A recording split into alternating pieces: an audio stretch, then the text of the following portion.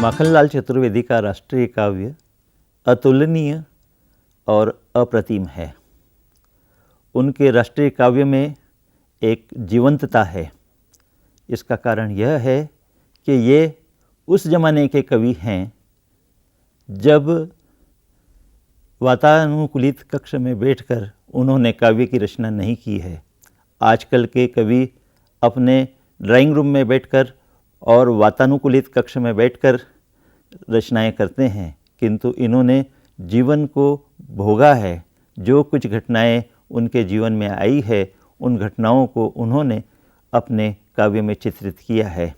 वे सक्रिय राजनीति में थे, सक्रिय पत्रकारिता में थे और उस समय तत्कालीन परिवेश में अंग्रेजी शासन के समय जो कुछ भी घटनाएं घटित हो रही थी उसके सहभागी थे।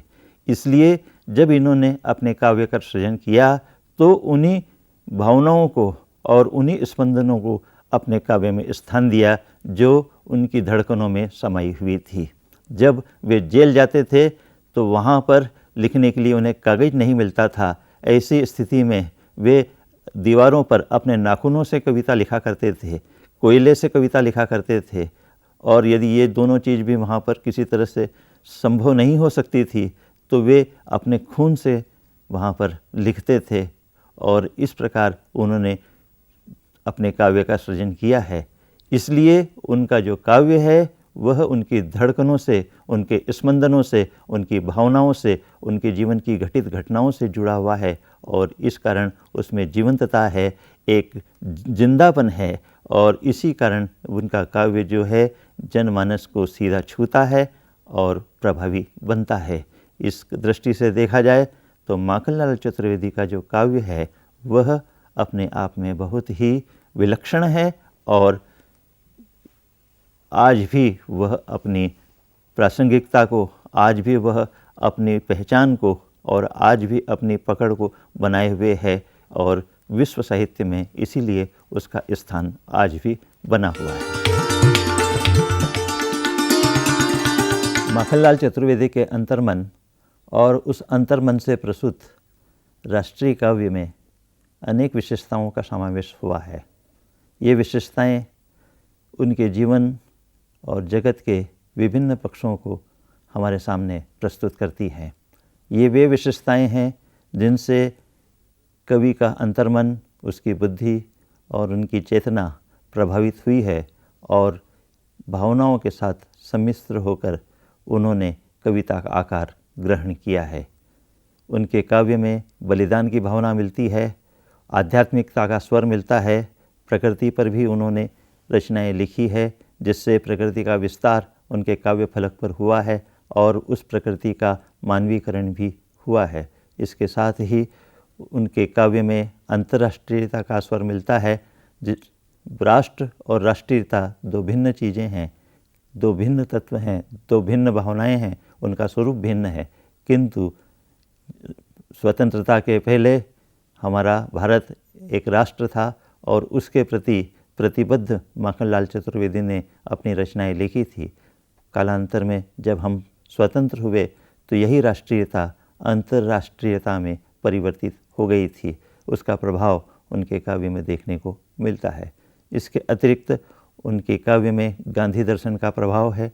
हालांकि वे अपने जीवन में लोकमान्य बाल गंगाधर तिलक, गोपाल कृष्ण गोखले, विद्यासागर और महात्मा गांधी से प्रभावित हुए हैं, परंतु गांधी जी का प्रभाव उन पर सर्वाधिक था और उसका निदर्शन, उसका चित्रण उनके काव्य में बहुत अच्छी तरह से परिलक्षित होता है। इसके अतिरिक्त उन्होंने अपने काव्य में तत्कालीन सामाजिक अवस्थाओं पर भी कलम चलाई है और उसका चित्र भी वहाँ पर उपलब्ध होता है।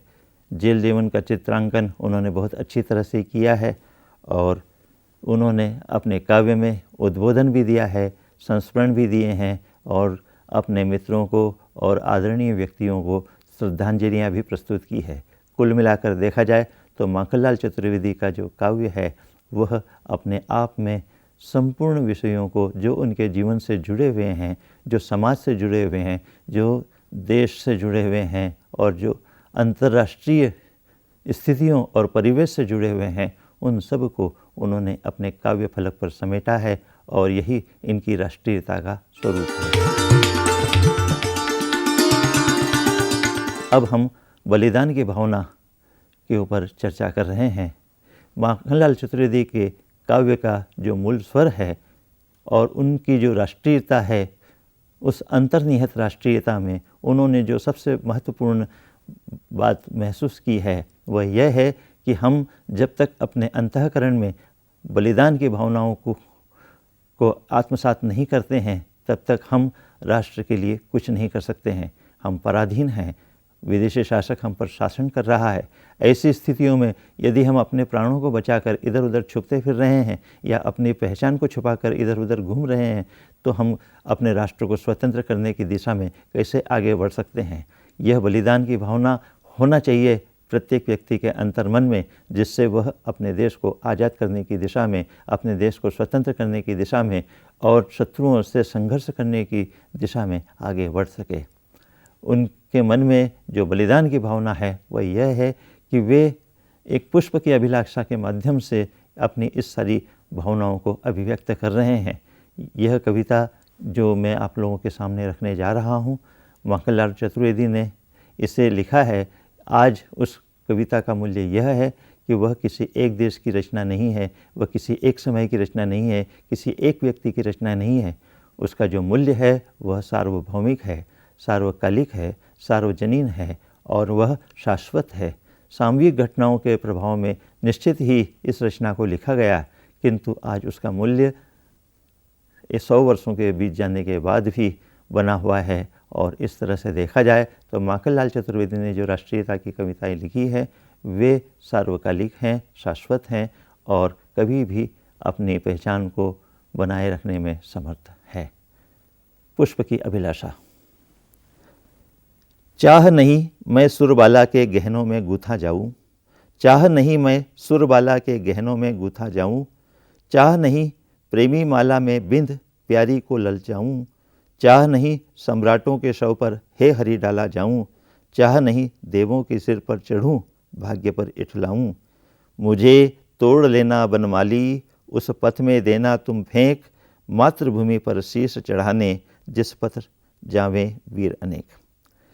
इस कविता में एक फूल, एक पुष्प, एक सुमन, उसकी इच्छा को अभिव्यक्त किया गया है। फूल पेड़ की डाली पर लगता है, हवा चलती है, उस हवा के झोंके से वह हिलता है और उसकी खूबसूरती वहाँ पर दिखलाई देती है, उसका सौंदर्य वहाँ पर द्विगुणित हो जाता है। इस सुंदर फूल को अनेक तरह से उपयोग में लेते हैं। कुछ लोग उसे तोड़कर अपने बालों में लगाते हैं, नारी का सौंदर्य बढ़ जाता है।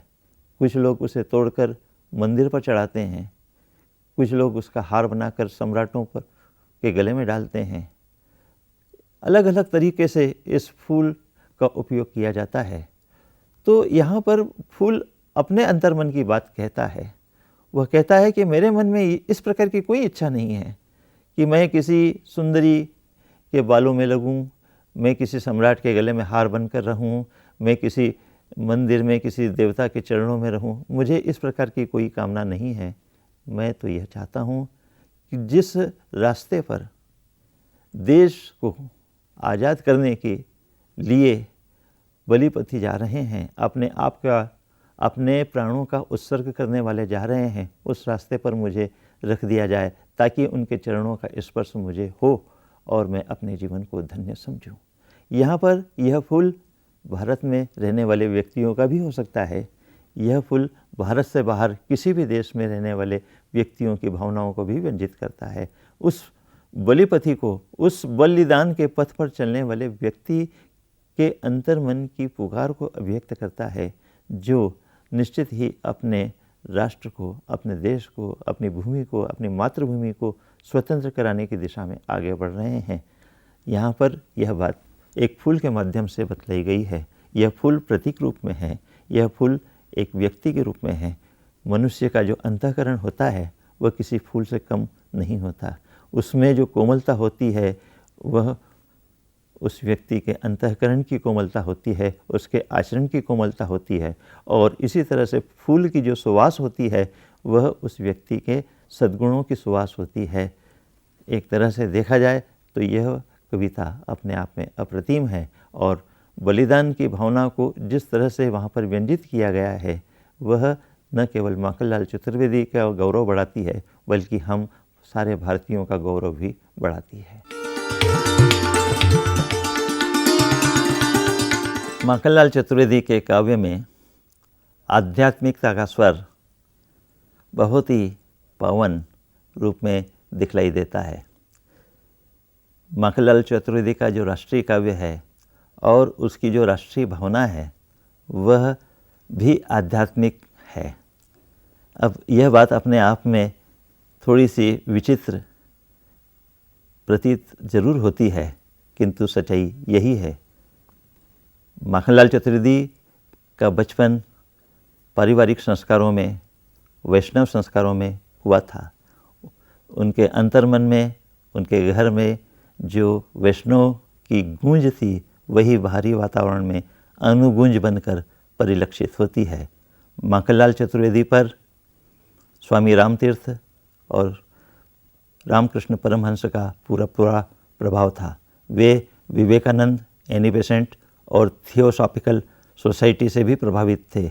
इन सब का प्रभाव उन पर यह हुआ कि वे आध्यात्मिक भी हुए, और उनकी यही आध्यात्मिकता उनके काव्य में परिलक्षित होती है।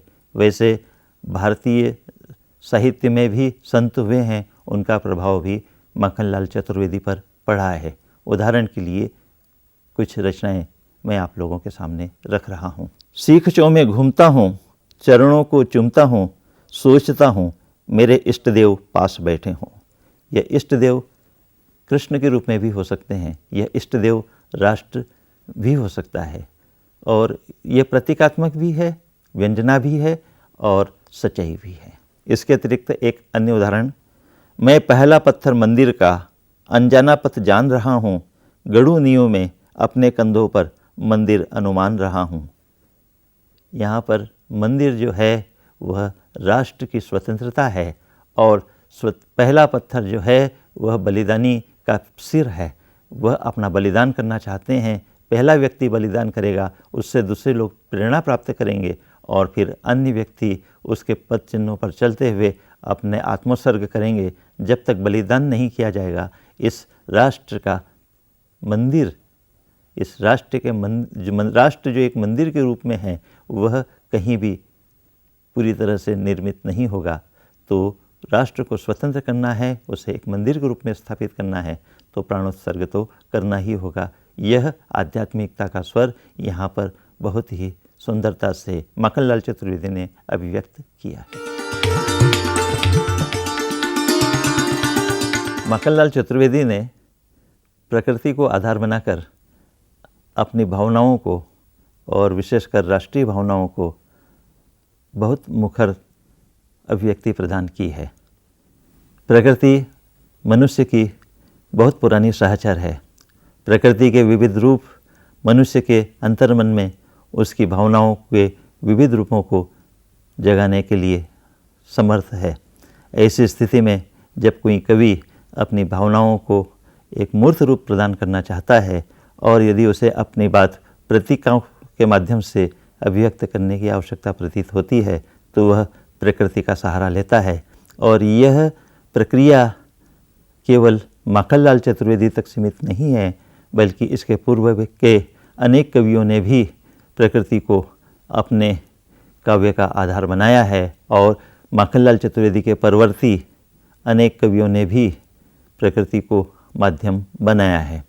प्रकृति के माध्यम से माखनलाल चतुर्वेदी ने अपनी राष्ट्रीय भावनाओं को अभिव्यक्ति प्रदान की है। यहाँ पर हिम किरीटनी का एक उदाहरण मैं प्रस्तुत कर रहा हूँ, जिसके माध्यम से हम प्रकृति और राष्ट्रीयता दोनों का जो सम्मिलित स्वरूप है वह प्राप्त करेंगे। कविता है, वह कली के गर्भ से फल रूप में अरमान आया, वह कली के गर्भ से फल रूप में अरमान आया, देख तो मीठा इरादा, देख तो मीठा इरादा, किस तरह सिरतान आया। डालियों ने भूमि रुख लटका, डालियों ने भूमि रुख लटका, दिए फल देख जाली, मस्तकों को दे रही संकेत, कैसे वृक्ष डाली। फल दिए या सर दिए, फल दिए या सर दिए, तरु की कहानी, गूंथ कर युग में बताती चल जवानी, गूंथ कर युग में बताती चल जवानी। वृक्षों पर फल लगते हैं और वे फल टूटकर नीचे गिरते हैं। वृक्ष अपने फल देता है ताकि उसकी सार्थकता बनी रहे। मनुष्य जीवन मिला है तो मनुष्य फल नहीं अपना सर दे ताकि उसकी जवानी सार्थक हो।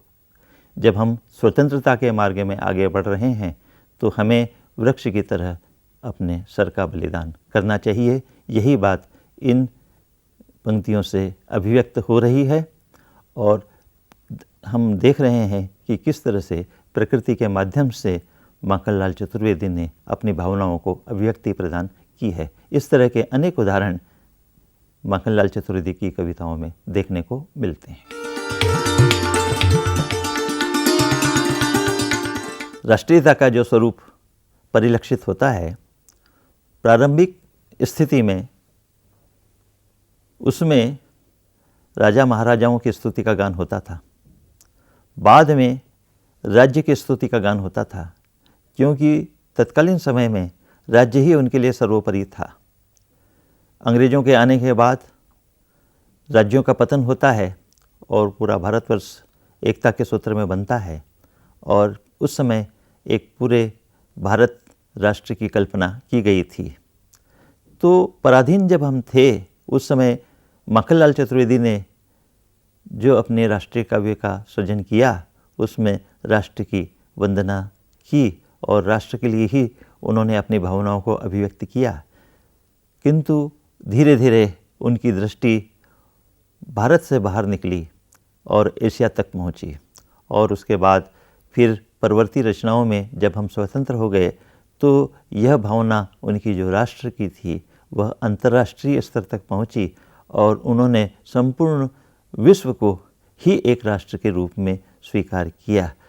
यह बात उनकी रचनाओं में देखने को मिलती है और इससे प्रतीत होता है कि माखनलाल चतुर्वेदी का जो राष्ट्रीय काव्य है वह केवल देश काल की सीमाओं में ही बंद कर नहीं रह गया है, बल्कि विश्व कल्याण की भावनाओं को भी उन्होंने अपने में आत्मसात किया है। उनकी एक बहुत प्रसिद्ध रचना है वेणु लो गूंजे धरा, उसका उदाहरण यहाँ पर प्रस्तुत किया जा रहा है।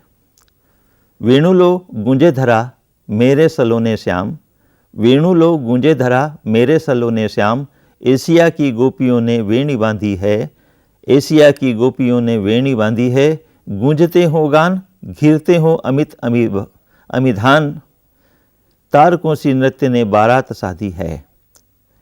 इस कविता में उन्होंने एशिया की गोपियों को चित्रित किया है। अभी तक हम गोपियाँ जो मानते थे वह ब्रज में ही होती थी, किंतु ब्रज से भारत की गोपियाँ और भारत के बाद अब एशिया की गोपियाँ, अर्थात यहाँ पर उनके दृष्टि का जो विस्तार है वह स्पष्ट रूप से देखने को मिलता है। हेमकिरीटनी की एक कविता का दो पंक्तियाँ मैं आप लोगों के सामने रख रहा हूँ। गेह छोटा सा हो तो कहूँ, गेह छोटा सा हो तो कहूँ, विश्व का प्यारा धर्म क्षेत्र।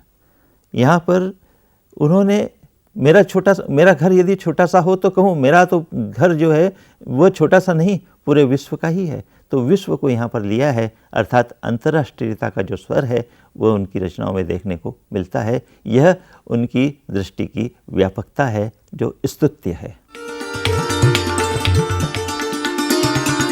माखनलाल चतुर्वेदी का राष्ट्रीय काव्य गांधी दर्शन से प्रभावित है। माखनलाल जी अपने जीवन में राजनीति में जब सक्रिय हुए तो उन पर तत्कालीन अनेक नेताओं का प्रभाव पड़ा था।